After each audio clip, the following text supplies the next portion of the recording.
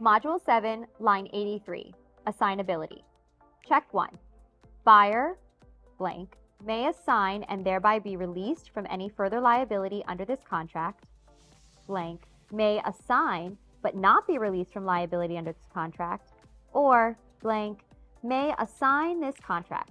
If no box is checked, then buyer may not assign this contract.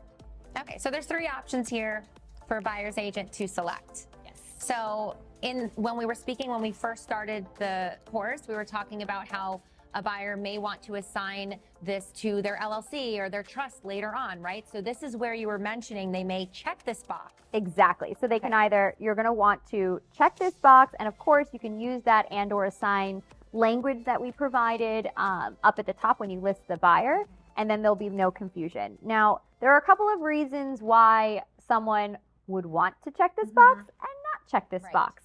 As a buyer, yes, it allows you to freely assign contracts. In Florida, contracts are freely assignable. However, it's explicit here that if it's not checked, it's not freely assignable. In fact, it's not assignable at all.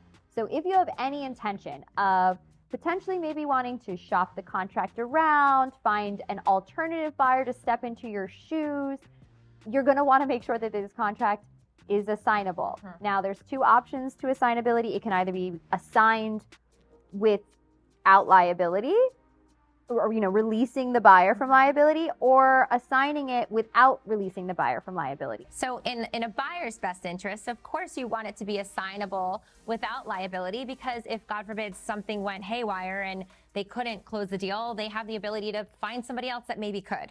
But on the flip side of things, a listing agent is going to probably look at that and say, I'm not going to let you just assign this to any person that I haven't yet qualified. I don't know who that is. There's a lot of risk there from the seller's perspective. So it just really depends on the scenario. But again, if you're representing a buyer, you may want to put that in and give them those options if they needed it. Exactly.